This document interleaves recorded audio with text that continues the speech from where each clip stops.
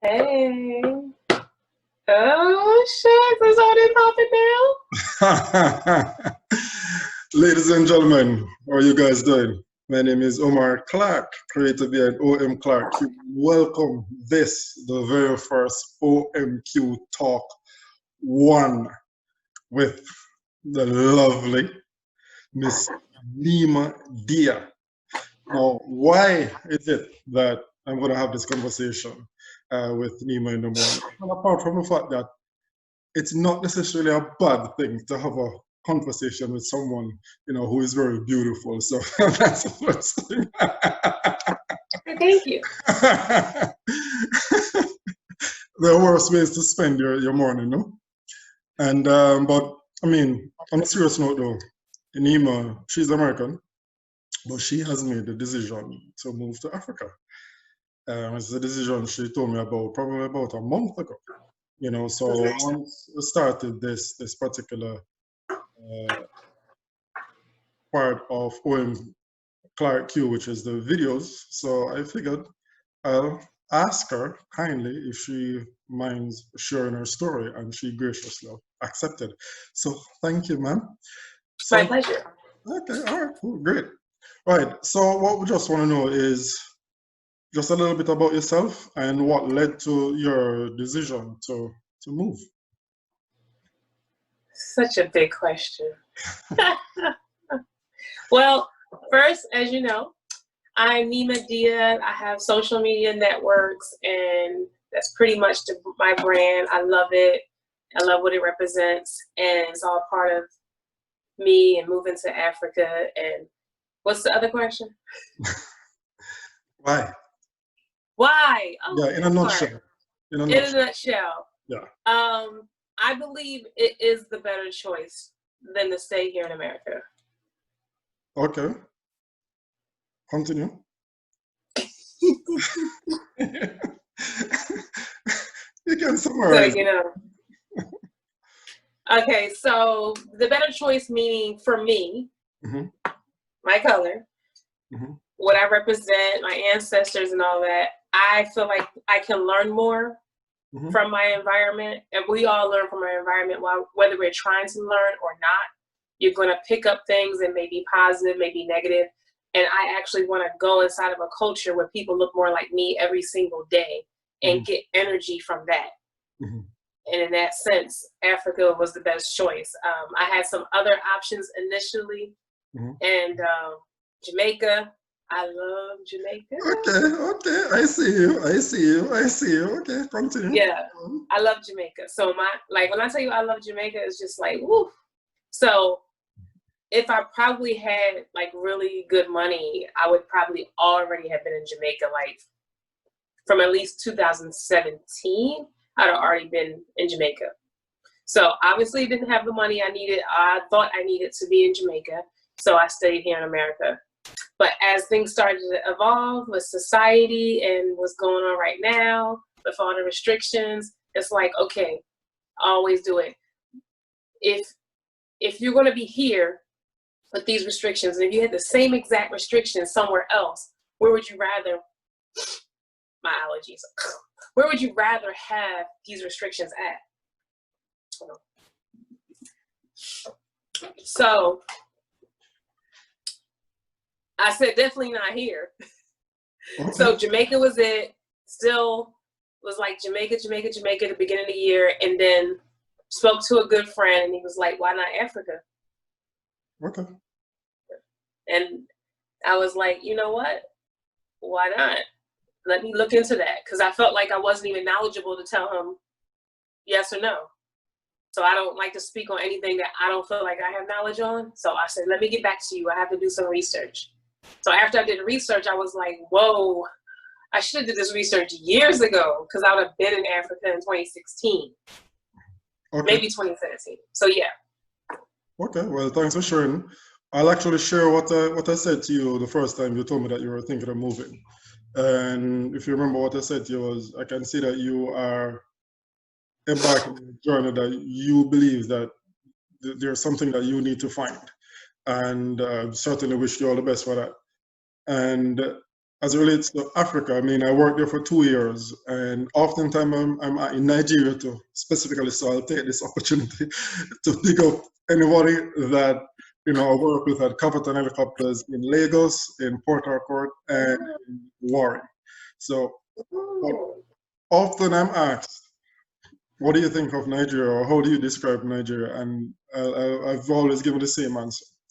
I just absolutely cannot describe it. It's just something that you really have to experience. And to this day, I always say the same thing. It's just something that you have to experience. So I understand and the need to go searching, the need to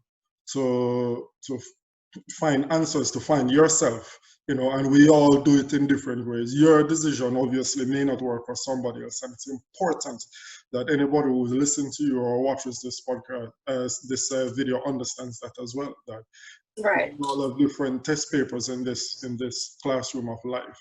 So what works for you may not necessarily work for somebody else. You know what I mean? Okay. That's true. So where do you plan on going?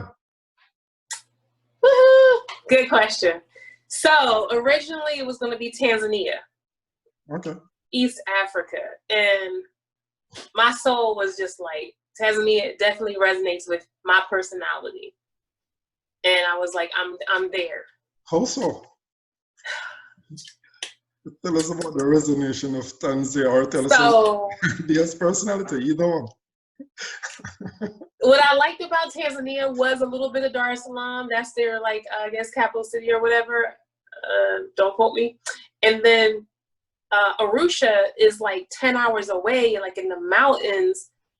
But I don't like the cold. It can get cold there. So I was like, okay, I'm going to go. I heard around February is when they have like their summer. I need to go then because I don't do cold. So I'm not going all the way to Africa to be cold. So I was going to like split my time between Arusha and Dar es Salaam. But I mean, it's in like the culture, the food. I love to eat. I'm a big foodie. The culture, the food, the music. I can learn Swahili. I was down. I was like, this is what it is. You can just go into the country, no yellow fever shot. It's in, because I wasn't down with that. So I'm like, I'm going to do it. And the more I researched the cost of living, and you can get like a 2-bedroom apartment for like $200, $250 a month. I was like, yeah, I can do this. But then Gambia kept popping up in my spirit. And you know how you be on YouTube and the algorithms. I don't know how they made me see Gambia, but I would watch little videos on Gambia like, oh, that's nice, okay. I'm going to Tanzania.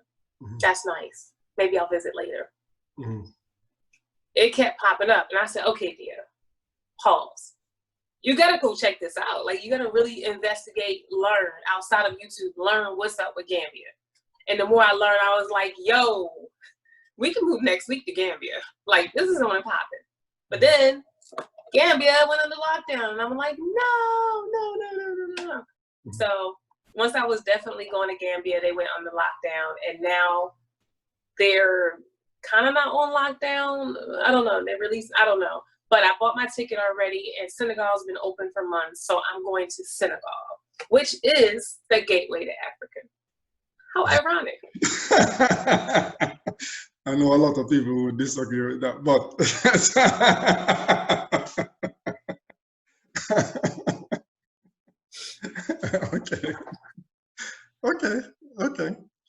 okay. So what about the languages? Have you looked at any? Yes. Practicing anything or? Yes. I always wanted to be multilingual. Un momento, por favor, hablar español, poquito, that's me. I love languages, and Spanish was like the easiest one to like pick up a little bit. But when I heard about all these different languages in Africa, I said, man, I'm probably going to know about 6 languages when it's all said and done. So they have, in Senegal and Gambia, geographically, Senegal like pretty much swallows Gambia. This is Gambia, this arm, and then all around the arm is Senegal. It's like, what? So that's kind of weird, the whole way it's all shaped and everything like that. But because of how they were colonized, one of them speaks English as their predominant language, and then the other one speaks French. So that's why you have Senegal, they speak French. And then in Gambia, they speak English. So I was cool in Gambia, And now that I have to go to Senegal initially, I'm like, okay, I'll still be fine. You know, somebody speaks English. And they speak Wolof. They both speak Wolof. That's the tribal language. But they also speak Fulani, Mandinka. That's the ones I can think off the top of my head. And that's the ones I'm going to learn. Maybe pick up some French too. But I'm really interested in learning Wolof and Mandinka, like, you know, especially, you know, it's a Muslim country. So, you know, you say Assalamu alaikum, stuff like that. And Jarajev, thank you. And Wolof is, like, if you want to say, how are you? You could say Nagadef. And then to say I'm fine, you could say Magafi. So I've been studying online, and I connect with people online, and I talk to them, and they tell me, oh, you actually have the dialect pretty good. I'm like, for real? They're like, no, for real. Like, you study. I'm like, okay. So I take it little by little to kind of get the dialect and make sure I understand it. And then I'm like, okay, when I get to the country, what do I need to know? I want to buy something. If it costs too much, I need to say dafasher. That's too expensive. And I got that down pat, dafasher. And I'm going to look at you. So, you know what I mean?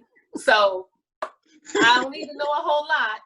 I went to Mexico. I knew my basics, and it got me through. So I'm going to go there not just to visit, to live, and like live, whether it's between the both or visit one, live there. I'm going to figure it out, because it's just like, you know, you just got to kind of go and figure out what you're going to do, especially right now. Like, there's so many restrictions. Like, my normal Dia planning skills have to be on like pause. You can plan but so much, and then you got to just figure it out. So my spirit told me it's gonna be off the chain. So I'm excited.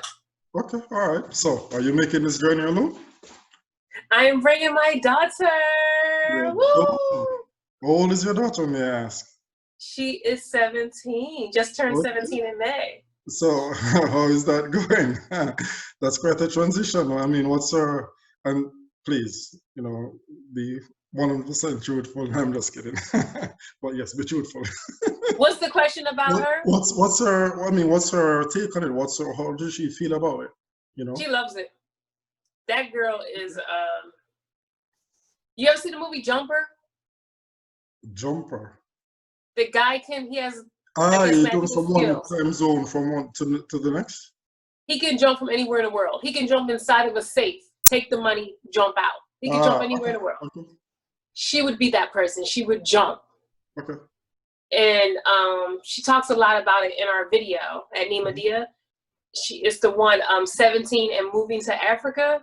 So when you look at it, she'll actually tell you if she wants to go to Africa, if it was up to her exactly what she would do. Would she stay in Africa? Because she I told her, look, it's a whole continent. It's 54 countries. Explore. It takes you a lifetime to explore Africa. A whole lifetime. What I'll say is this, and I've had the opportunity to, you know, be in a few classrooms, plus opportunity to be in a few countries. And what I'll always say, anyone that has the opportunity to travel, especially at a young age, do so. Because things that you learn, that you just stick with you, and you just don't necessarily learn it in a classroom. And of course, I value the time that I've spent in the various lecture halls and classroom and so forth and so on. But I'll tell you, I place a higher premium on the experiences I've had traveling. It's just a whole different classroom. So I'm really happy that your daughter has embraced that. Now, obviously, we don't know what will happen in the future, you know, exactly where she'll end up and so forth. But I do believe that at the end of the day, that particular experience, you know, would lead to some amazing things, edify your that you would never have gotten that if you had just stayed, you know, static in one place. So kudos to you and kudos to her, because there are not many, you know, teenagers that would readily and happily make such a move. Hopefully it didn't twist her arm too much. No, she ready. She, like, since 2016, she's like been my little road dog, my partner. We go to Barbados, Jamaica. She paid for my trip to Jamaica for this past trip in February. She's ready. She's always ready. Where, you got a plane? You got a plane ticket? Let's go. Okay. She just ready. All right, cool. So tell us about some of the planning. Say what? Some of the planning, some of the things that you have considered. I know you touched up some of it earlier. You spoke about, you know, $250 a month when you were speaking about Tanzania itself, but then you said that you settled on the Gambia via Senegal due to the current restrictions. You know, so I kind of showed us some of the planning. You know that yeah. I felt like Gambia was like a blank canvas, so to speak. This is just my opinion because I'm not there, and I can't wait to get there and compare what I thought to what it is and beyond. Oh, I think I'm gonna sneeze. No worries. You haven't heard me sneeze. Shoot. So, anywho, so yeah, so in Gambia, the cost of living is very cheap. The average person makes maybe about $80 a month. And, you know, it's pretty low, right? So with that in mind, you can imagine everything else has to kind of fall in suit with that. So to get, I don't even know how they afford apartments and stuff, but like an average 2-bedroom, 2-bath apartment could be anywhere from like 75 to 125 a month, US dollars. So if you wanted something like was like a 3-bedroom, 4-bedroom, or whatever, that might be 450, maybe 350. I don't know. A whole house with the compound and I don't want to spend that much. But you know, think about it. A lot of people have that much to spend that live in America, and it's like you're gonna get way more than something that you would probably pay $2,000 a month here. In America, you're gonna spend like $400 there. So if I'm to understand you correctly, pretty much you have some change, you bought the ticket, you're going, and then you're just going to make it work. Am I understanding you correctly? After all of that, I just want to summarize it. Well, in a nutshell, yeah. I have some coins, and it's enough, in my opinion, to sustain me. Okay. But it's not. I've heard people go with like $2,000, and I've heard somebody go with $90,000. But at the end of the day, if you get over there to the same country or somewhere else, to the same as like the Gambia, or they go with all this money, you know, because they want emergency money, they want this, or maybe they sold their house and they have this money in an account. You know, they don't have it necessarily on them, but yeah, they have access to that money because maybe they want to buy a house, maybe they want to build, maybe they want to do this and that. So it's there for the taking. So I want to get there. I want to learn the local culture and hopefully get an apartment for, let's say, a nice 2-bedroom, 2-bath for $75 a month. That seems very doable. I don't need the 125. Look, as long as I got some basics and I can keep some bugs out, give me good Wi-Fi, I'm good. Okay, all right, cool. So, well, that leads us perfectly into the next question: sustenance. So, how do you plan to, you know, to sustain yourself, you know, while there? Yeah, so I'm licensed in the state of Florida to sell life insurance, life, health, and fixed annuities, which I'm not doing because for me, I have a lot on my plate, and I've had a lot on my plate, especially the last maybe 4 or 5 years. It's been crazy hectic, emotionally, mentally, spiritually. It's been really crazy. So now, well, I did a video last night, so I won't talk too much about that. But what happened is, working at the store here in America, in Florida, I just can't, me personally, I can't balance it all.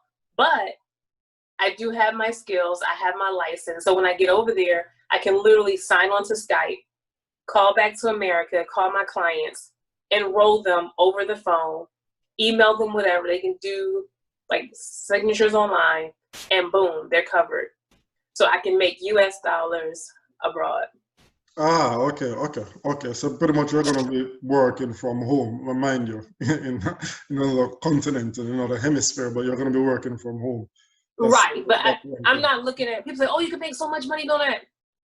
I'm not really passionate about selling life insurance. I know there's a need and it helps people, but I don't like talking about death. So I just do what I got to do and help some people. And if I just sell 2 a week, I'm good. Some people want to do 2, 3, and 4 a day.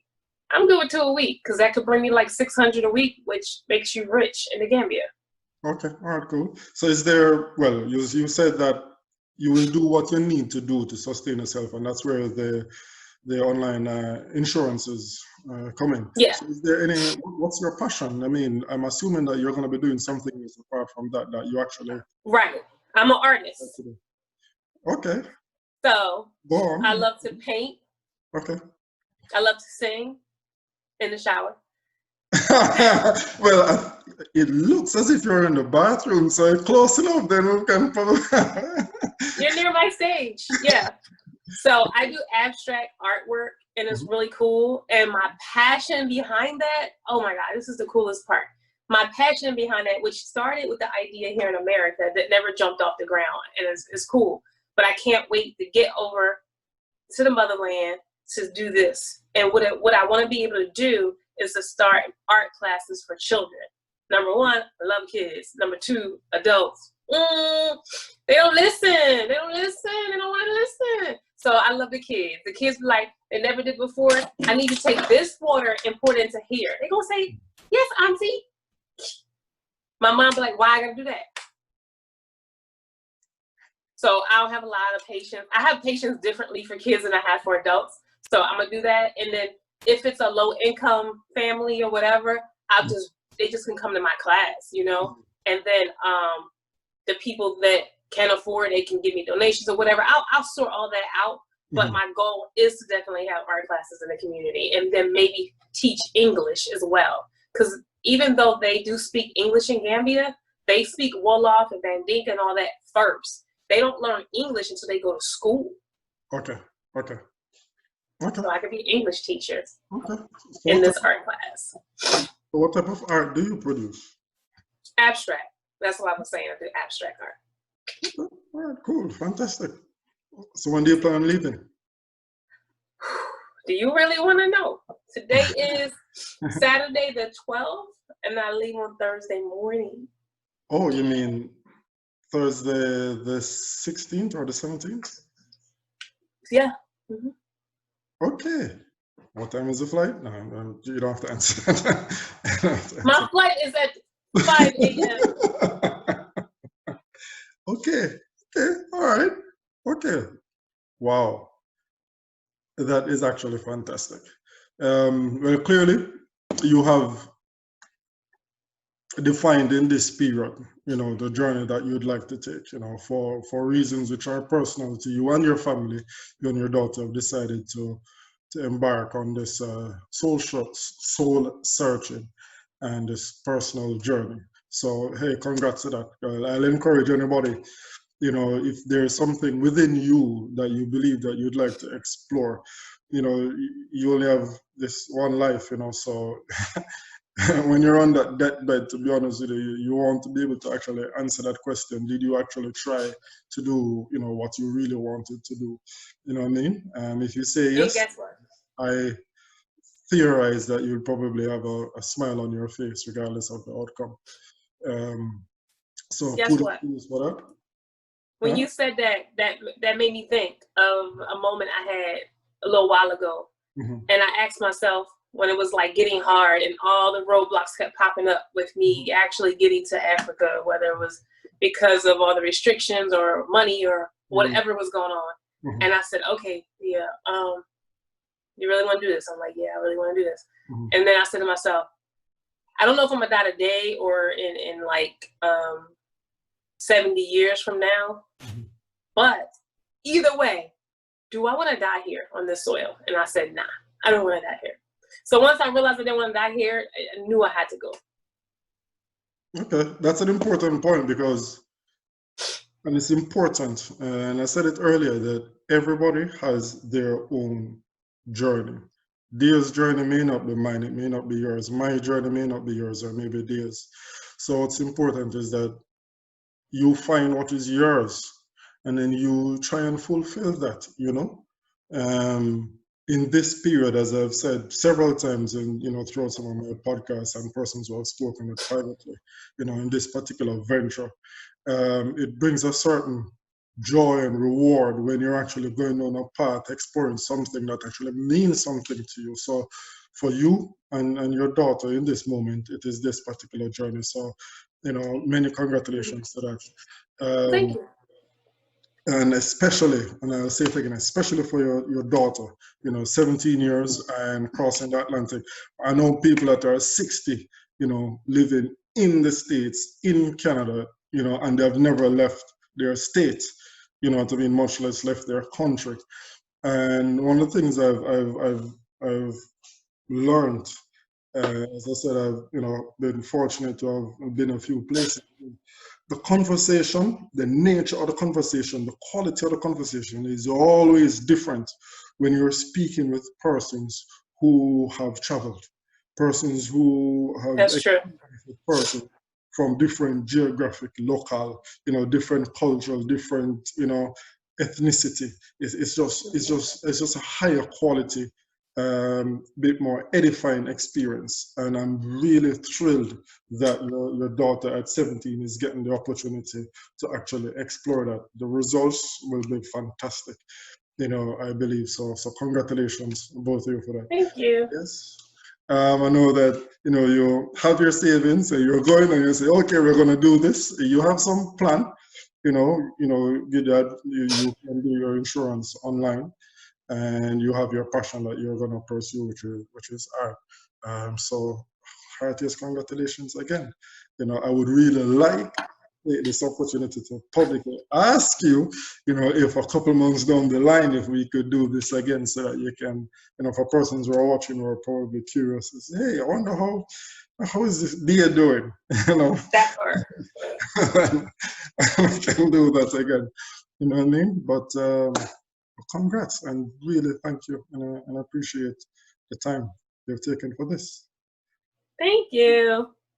All right. Thanks for having me. I'm actually so honored to be on your show because I've never done anything like this. So I'm like super freaking excited right now. Well, we're two first timers, huh? Look at that. Yeah, I'm really like dancing all over the place. Like I have my trampoline right here and I dance on the trampoline. That's how I work out.